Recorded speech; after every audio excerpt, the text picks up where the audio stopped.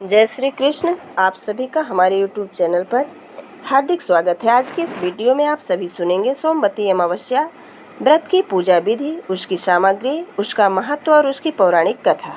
तो आइए जानते हैं सोमवती अमावस्या की पूजन सामग्री। तो पूजा सामग्री में सामान रहता है चंदन, नक्षत्र, रोली, कुमकुम, धूप, दीप, नैवेद्य, मिठाई, फल, फूल, घी, चावल, दूध, पानी, शक्कर, घी आदि। इसकी पूजन विधि है: सुबह स्नान करके पीले वस्त्र पहने, भगवान विष्णु की पूजा करें। इसके बाद भगवान शिव और माता पार्वती की पूजा करें। भगवान शिव को अक्षत, बेलपत्र, भांग, मदार, धूप, दीप, शहद, नैवेद्य आदि अर्पित करें। माता पार्वती को अक्षत, सिंदूर, फूल, फल, धूप, दीप, श्रृंगार सामग्री आदि समर्पित करें।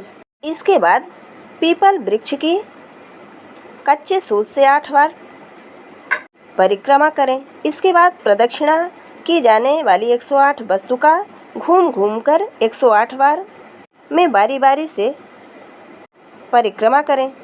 परिक्रमा पूरी होने के बाद सोमवती अमावस्या व्रत की पौराणिक और प्रामाणिक कथाएं सुनें। इसके बाद हवन करें और हवन के बाद आरती करें। ऐसी प्रचलित परंपरा है कि पहली बार सोमवती अमावस्या के दिन धान, पान एवं हल्दी, सिंदूर और सुपारी की भमरी दी जाती है।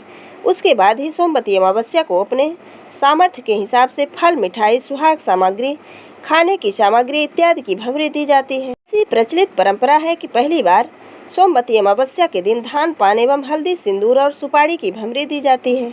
उसके बाद ही सोमवती अमावस्या को अपने सामर्थ्य के हिसाब से फल, मिठाई, सुहाग सामग्री, खाने की सामग्री इत्यादि की भमरी दी जाती है और फिर भमरी पर चढ़ाया हुआ सामान किसी सुपात्र ब्राह्मण, ननद या भांजे को दिया जाता है। सोमवती अमावस्या व्रत की प्रचलित और पौराणिक कथा के अनुसार एक गरीब ब्राह्मण परिवार था। उस परिवार में पति पत्नी के अलावा एक पुत्री भी थी। वह पुत्री धीरे धीरे बड़ी होने लगी। उस पुत्री में समय और बढ़ती उम्र के साथ साथ सभी स्त्रियोचित गुणों का विकास हो रहा था। वह लड़की सुंदर, संस्कारवान एवं गुणवान थी, किंतु गरीब होने के कारण उसका विवाह नहीं हो पा रहा था। एक दिन उस ब्राह्मण के घर एक साधु महाराज पधारे तो उस कन्या के सेवा भाव से काफी प्रसन्न हुए। कन्या को लंबी उम्र का आशीर्वाद देते हुए साधु ने कहा कि इस कन्या के हथेली में विवाह योग्य रेखा नहीं है। तब ब्राह्मणी दंपति ने साधु से उपाय पूछा कि कन्या ऐसा क्या करे कि उसके हाथ में विवाह योग बन जाए। साधु ने कुछ देर तक विचार करने के बाद अपनी अंतर्दृष्टि से ध्यान करके बताया कि कुछ दूरी पर एक गांव में सोना नाम की एक धोबन रहती है। वह अपने बेटे और बहू के साथ रहती है, जो बहुत ही आचार विचार और संस्कार संपन्न तथा पतिपरायण है। यदि कन्या उसकी सेवा करे और वह महिला उसकी शादी में अपने मांग का सिंदूर लगा दे तो इसके बाद इस कन्या का विवाह अगर होगा तो यह कन्या वैधव्य से मुक्ति पा जाएगी। साधु ने यह भी बताया कि वह महिला कहीं आती जाती नहीं है। यह बात सुनकर ब्राह्मणी ने अपने बेटी से धोबिन की सेवा करने की बात कही। अगले ही दिन प्रातःकाल कन्या सोना धोबिन के घर जाकर साफ सफाई की और अन्य सारे काम करके वह घर वापस आ गई। एक दिन सोना धोबन ने अपनी बहू से पूछा कि तुम तो बहुत ही सुबह उठकर सारे काम कर लेती हो और पता नहीं चलता। बहू ने कहा, माँ जी, मैंने तो सोचा कि आप ही सुबह उठकर सारे काम खुद खत्म कर लेती हैं।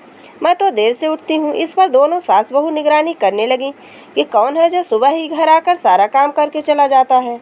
कई दिनों बाद धोबिन ने देखा कि एक कन्या मुंह अंधेरे ही घर में आती है और सारे काम करने के बाद चली जाती है।